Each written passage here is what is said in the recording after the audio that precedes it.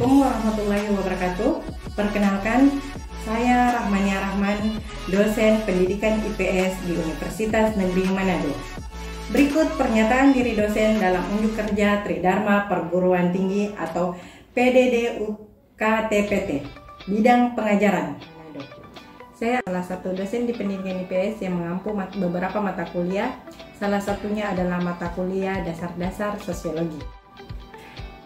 Deskripsi mata kuliah dasar-dasar sosiologi ini adalah mata kuliah wajib di semester 1 dengan kode mata kuliah MB 2512111. Dengan status mata kuliah wajib, mata kuliah ini memberikan pemahaman tentang konsep-konsep dasar sosiologi, mulai dari sejarah perkembangan, pemikiran, dan paradigma sosiologi, proses-proses sosial, interaksi sosial, nilai dan norma, sosialisasi, pembentukan kepribadian, penyimpangan, pengendalian sosial, konflik, integrasi, struktur, mobilitas, perubahan sosial, serta lembaga sosial.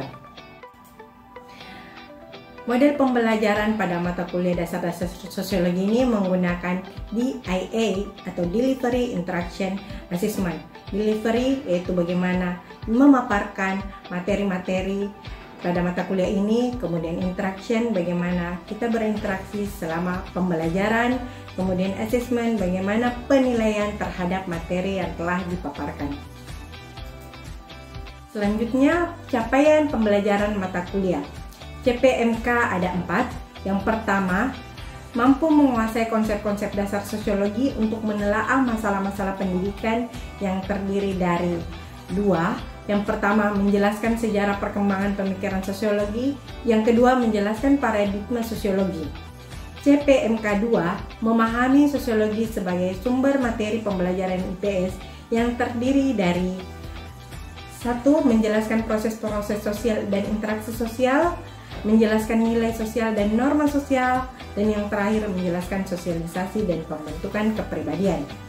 CPMK 3 menganalisis lingkungan sosial dan adaptasi struktur sosial yang terdiri dari menjelaskan struktur sosial, menjelaskan penyimpangan sosial dan pengendali sosial, dan yang terakhir menjelaskan konflik sosial dan integrasi sosial.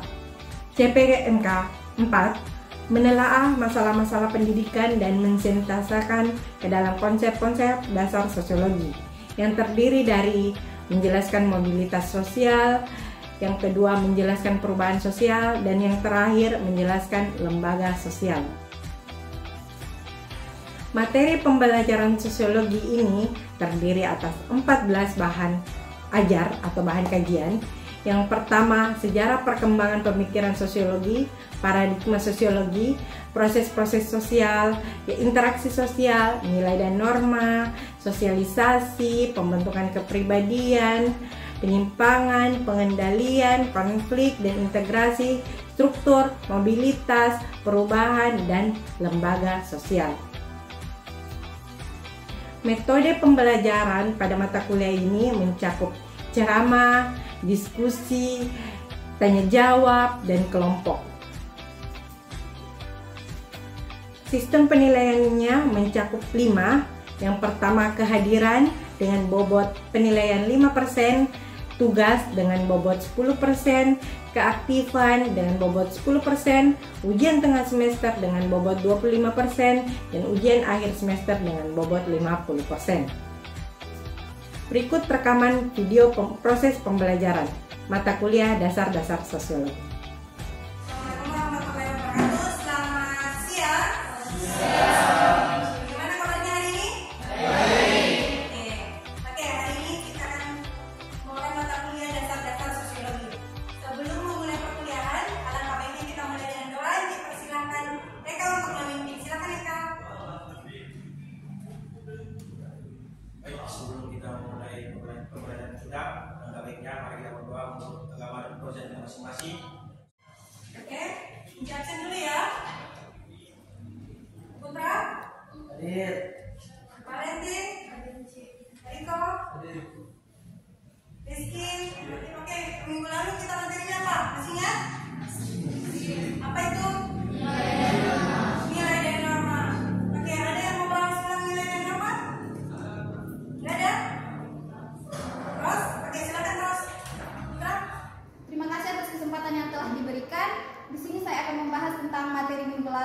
nilai dan norma sosial. Sebelumnya yang perlu kita ketahui, nilai itu adalah gagasan tentang apa yang dianggap baik, penting, dan buruknya sesuatu hal. Di sini nilai sosial merupakan nilai yang tertanam di dalam masyarakat mengenai baik atau buruknya suatu hal atau tindakan. Yang kedua adalah norma sosial, yaitu yang perlu kita ketahui, norma itu merupakan peraturan, di mana norma sosial adalah petunjuk yang harus dijalankan dalam kehidupan masyarakat. Di dalam norma sosial berisi perintah, larangan, dan anjuran untuk tindakan dan perilaku masyarakat. Oke, selanjutnya kita akan bahas tentang struktur sosial. Pernah dengar kata struktur sosial? Pernah? Apa itu struktur sosial? Oke, tujuan perkuliahan hari ini kita akan bahas 4, yaitu menjelaskan struktur sosial, yang kedua mengkaji proses pembentukan struktur, yang ketiga menjelaskan fungsi struktur sosial, dan yang terakhir mendeskripsikan apa itu diferensiasi dan stratifikasi sosial. Oke, ini adalah pengertian struktur sosial. Struktur sosial adalah pola hubungan yang terbentuk antara individu yang satu dengan individu yang lain yang membentuk suatu kelompok di lingkungan masyarakat. Next, proses pembentukan struktur sosial.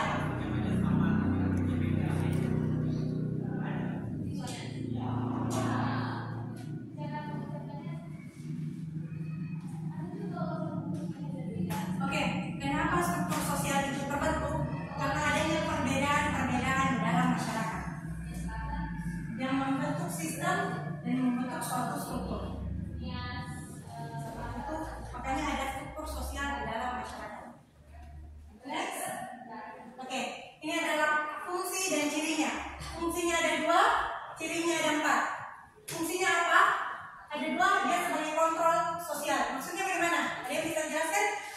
Kontrol sosial? Struktur sosial itu sebagai kontrol sosial. Maksudnya seperti apa? Jadi struktur sosial berfungsi sebagai pengendali sosial agar di masyarakat tidak terjadi penyimpangan-penyimpangan. Seperti itu. Yang kedua, sebagai bukti bahwa setiap individu mempunyai peran dan fungsinya masing-masing. Itu fungsinya struktur sosial. Kemudian cirinya ada 4. Supaya kalian tahu di masyarakat ini ada struktur sosial atau tidak.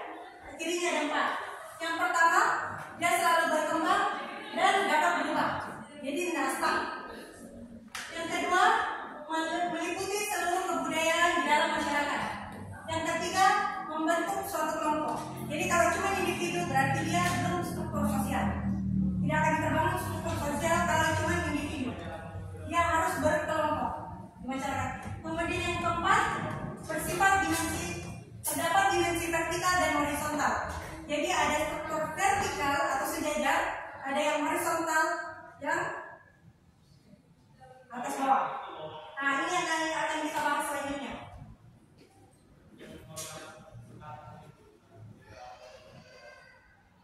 Oke, ini akan kita bahas, kalian bahas. Jadi akan dibagi kelompok, ada yang bahas diferensiasi dan ada yang bahas stratifikasi. Nah, diferensiasi ini adalah pengelompokan atau struktur sosial yang horizontal, yang sejajar. Jadi yang dari ciri fisik, ciri sosial, dan ciri budaya. Kalau stratifikasi sosial berarti yes, pengelompokan secara vertikal atau sejajar. Bertingkat. Cirinya dari apa? Terbentuk 3 macam.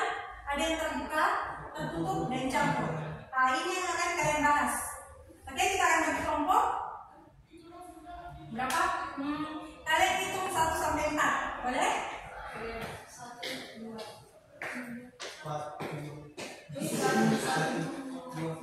3.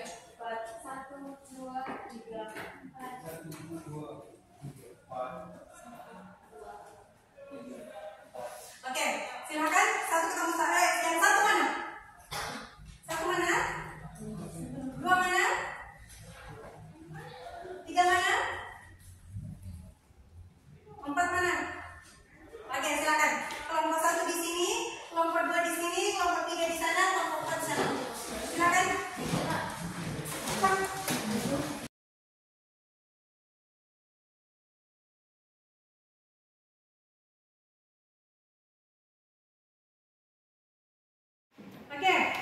1 mana? Kelompok 2 mana? Kelompok 3 mana? Kelompok 4 mana? Oke, kelompok 1 dan 3 membahas diferensiasi, dan kelompok 2 dan 4 stratifikasi. Oke, kelompok 1 dengan 3 diferensiasi, kelompok 2 dan 4 stratifikasi. Silakan diskusikan, bahas pengertian stratifikasi itu apa, yang macam-macamnya seperti apa. Jadi kalian harus jelaskan apa itu stratifikasi tertutup, terbuka, dan campur. Jadi kalian bagi ya. Jadi tidak semua orang yang menjelaskan. Boleh?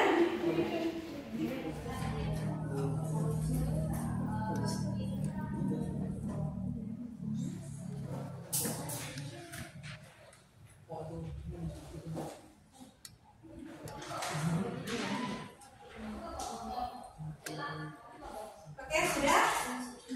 Kelompoknya sudah, guys? Sudah? Oke, sambil kalian diskusikan,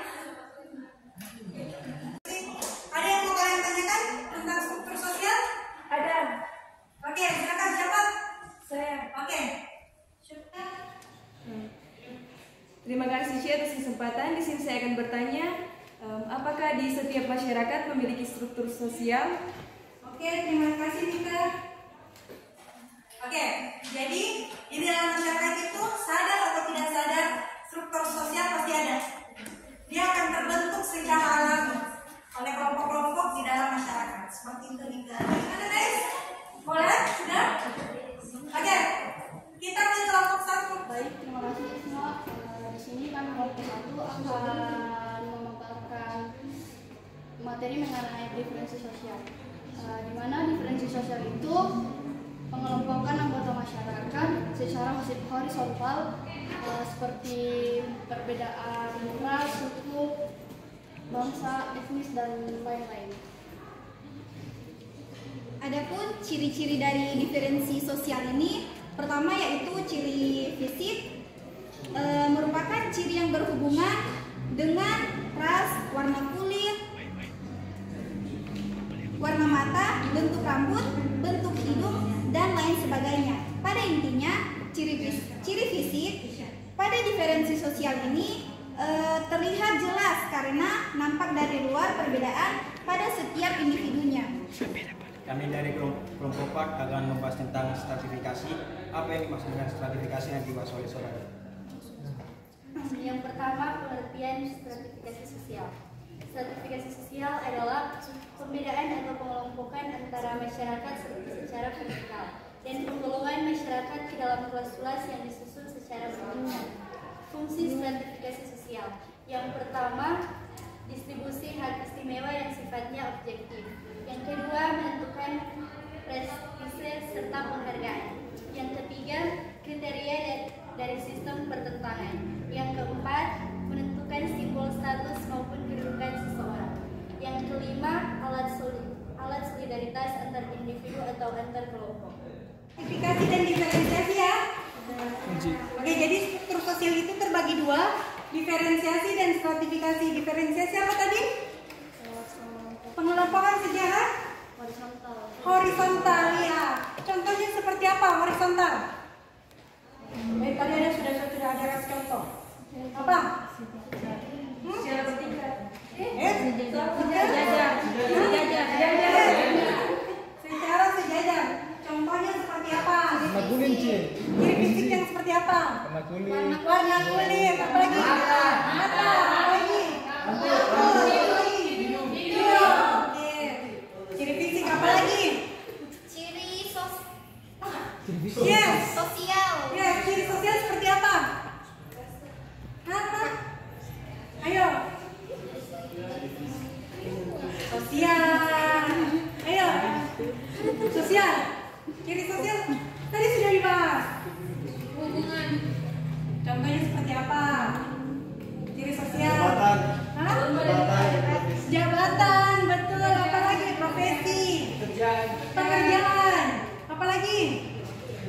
Cuman pekerjaan dan profesi. Apalagi? Yang sosial. Dalam bermasyarakat. Kehidupan bermasyarakat. Oke. Contohnya seperti apa, Riko? Contohnya seperti pekerjaan, profesi, apa lagi? Kekuasaan udah bertingkat kan? Ya, Yes, jadi dia gimana? Diferensiasi atau stratifikasi? Stratifikasi kenapa? Apa Valen? Oke, kekuasaan itu dia bertingkat, tidak horizontal. Apa lagi contohnya horizontal? ciri budaya. Ciri budaya seperti apa? Budaya. Yaitu adat istiadat. Yes, adat istiadat. Apa lagi? Agama. Betul. Siapa itu? Mana suara? Orangnya saja. Etnis. Apa lagi? Ras. Oke. Itu adalah struktur sosial berbentuk diferensiasi atau pengelompokan sejajar. Kita ke stratifikasi. Siapa yang bahas stratifikasi tadi? Oke, apa itu stratifikasi tadi? Gimana? Stratifikasi sosial adalah pengelompokan masyarakat berdasarkan kelas sosial yang dimiliki. Oke, ada tambahan? Pembawaan masyarakat ke dalam kelas-kelas yang disusun secara bertingkat. Oke, secara bertingkat. Intinya stratifikasi itu bertingkat. Contohnya, dia terbagi tiga. Satu. Kelas sosial atas.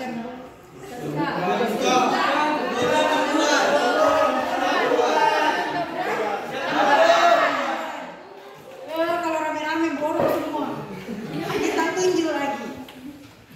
Siapa ya yang nggak pernah dengar kunci suaranya? Putra. Putra. Oh iya, Putra kalian. Putra. Contoh stratifikasi terbuka. Selupa. Siapa yang mau stratifikasi terbuka? Iki. Oke, Iki. Berdiri dulu, Iki. Udah kelihatan, Iki. Contoh stratifikasi terbuka ialah guru tadi bekerja yang membuka usaha sehingga menjadi pengusaha besar. Oke, dari guru ke pengusaha. Berproses, Iki, betul. Itu terbuka. Tertutup, siapa ya? Aurel. Tertutup seperti apa, Aurel?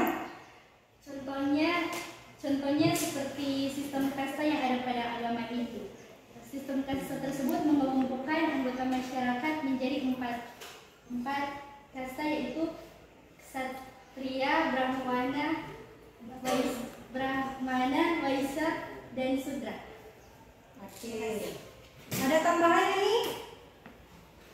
Ani?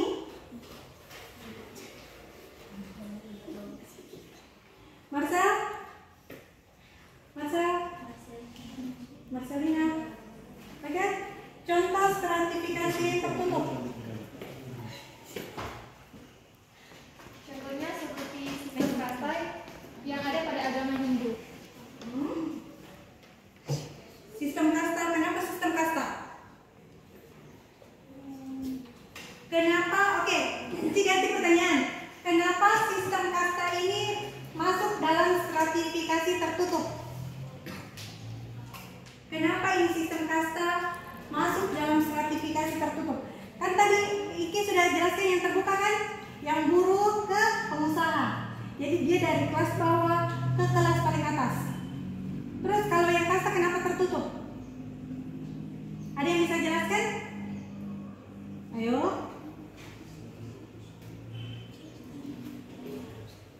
Marcel?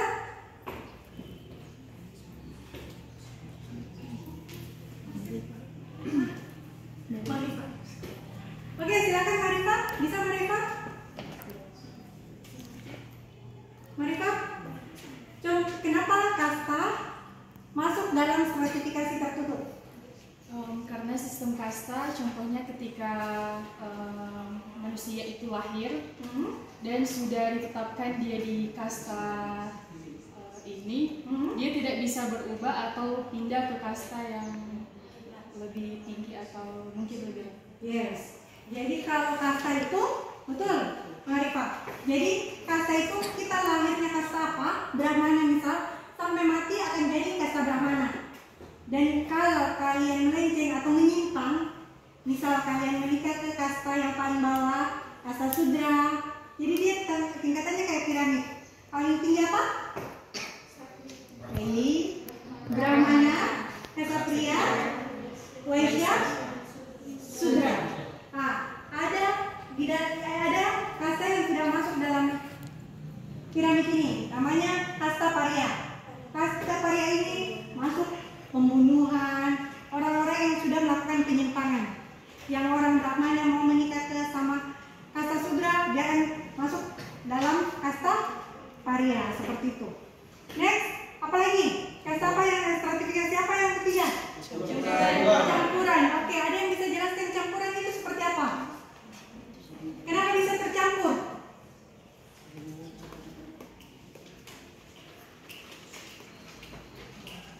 Etni? Etni mana Etni?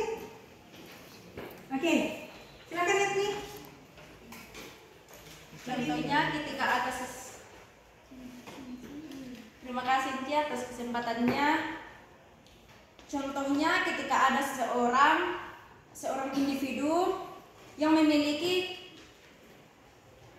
kasta sudra, maka ia bisa berpindah ke daerah dan masyarakat yang tidak mengenal atau menganut sistem mereka. Oke, sistem kasta. Oke, terima kasih Etni. Jadi campuran ini orang yang kasta tertutup pindah ke masyarakat kasta terbuka. Jadi bisa campur. Oke, itu tadi 2 kasta. Sampai sini ada yang mau ditanyakan? Oke, kalau tidak ada, berarti pertemuan hari ini sampai di sini. Sebelum itu kita simpulkan dulu. Siapa yang bisa simpulkan materi hari ini? Oke, silakan Jesha. Jadi baik, terima kasih atas kesempatan yang diberikan kepada saya. Pada saat ini saya akan memberi kesimpulan tentang materi kita pada hari ini, yaitu tentang struktur sosial, yang dimana telah kita ketahui bersama tadi, struktur sosial itu merupakan pola hubungan yang terbentuk antara individu yang satu dengan individu yang lainnya, dan mereka membentuk suatu kelompok dalam suatu lingkungan masyarakat tersebut. Di dalam struktur sosial juga terdapat proses pembentukan struktur sosial, yang dimana terdapat perbedaan-perbedaan kehidupan masyarakat berupa peran dan status sosial yang mereka miliki masing-masing. Dan untuk struktur sosial ia memiliki ciri-ciri. Yang pertama, selalu berkembang dan dapat berubah. Yang kedua, meliputi seluruh kebudayaan dalam masyarakat tersebut. Yang ketiga, mereka membentuk suatu kelompok. Yang keempat, terdapat dimensi vertikal dari atas ke bawah atau horizontal, yaitu datar. Kita masuk dalam struktur sosial. Struktur sosial itu teman-teman terbagi 2. Yang pertama, diferensiasi sosial atau pengelompokan secara horizontal, yaitu pengelompokan secara datar. Di dalam diferensi sosial ini, di dalam pengelompokan secara horizontal, terdapat ciri fisik, yang merupakan dari ciri fisik itu dari bentuk mata kita, warna kulit kita, dan juga bentuk rambut kita. Yang bisa saya ambil contoh di dalam kelas ini, seperti saya yang berambut lurus dan ada teman saya dari Papua yang berambut keriting. Itu merupakan contoh dari ciri fisik. Yang kedua, kita masuk di ciri sosial. Yang dimaksud dengan ciri sosial ini, di mana seperti saya ambil pekerjaan di kantor, di mana di setiap kantor itu ada dari atasan hingga bawahan. Ketiga, kita masuk dalam ciri budaya. Yang dimaksud dengan ciri budaya di sini, di mana seperti kita ini yang sedang berkumpul di suatu tempat ini, yaitu di kelas yang di gedung Universitas Negeri Manado, khususnya di Fakultas Ilmu Sosial dan Hukum, di mana kita satu ruangan ini memiliki perbedaan agama. Mungkin ada dari saya agama Kristen dan teman saya yang beragama Muslim, dan juga memiliki perbedaan bahasa. Seperti saya berasal dari Kepulauan Sangihe, kami memiliki bahasa khusus dan mungkin dari Gorontalo juga memiliki bahasa mereka secara masing-masing. Dan juga kedua kita masuk di stratifikasi sosial, yaitu pengelompokan secara vertikal. Yang dimaksud di sini stratifikasi sosial secara vertikal itu dari atas ke bawah atau sebaliknya. Yang dimana sudah dijelaskan tadi ada yang terbuka. Nah, yang stratifikasi sosial yang terbuka ini seperti ada seorang anak yang bapaknya itu hanya seorang buruh tani, tetapi anak tersebut mampu menempuh pendidikan sehingga lulus di salah satu universitas. Mungkin itu dulu dari saya. Sekian dan terima kasih. Oke, terima kasih Cecia atas kesimpulan materi hari ini. Oke, sekarang tugas. Cuma satu. Jadi tadi struktur kan terbagi dua kan? Deskripsikan struktur sosial yang terdapat dalam masyarakat kalian. Jelas soalnya? Jelas. Oke. Cuman satu tugasnya untuk minggu depan. Oke, materi minggu depan kita akan bahas tentang sosialisasi. Jadi, Enci harap kalian akan belajar dulu sosialisasi sebelum lanjut pertemuan berikutnya. Oke? Pertemuan hari ini cukup sampai di sini. Sebelum menutup perkuliahan hari ini, alangkah baiknya kita tutup dengan doa. Enci mempersilahkan Immanuel untuk memimpin. Silakan Immanuel. Kami bersyukur kepadamu Tuhan atas segala berkat-Mu, sehingga pada hari ini Engkau boleh menyelesaikan perkuliahan kami. Kiranya Tuhan berkati apa yang telah kami bahas tadi, dan biarlah itu dapat kami praktik aplikasikan dalam kehidupan kami sehari-hari. Ya Tuhan, Kau berkati juga buat Enci yang sudah mengajari kami. Kau terus berkati dia agar dia dapat mengajari kami di hari-hari yang akan datang. Ini yang menjadi doa kami ya Tuhan, terpuji-pujilah nama-Mu, kekal untuk selama-lamanya. Amin.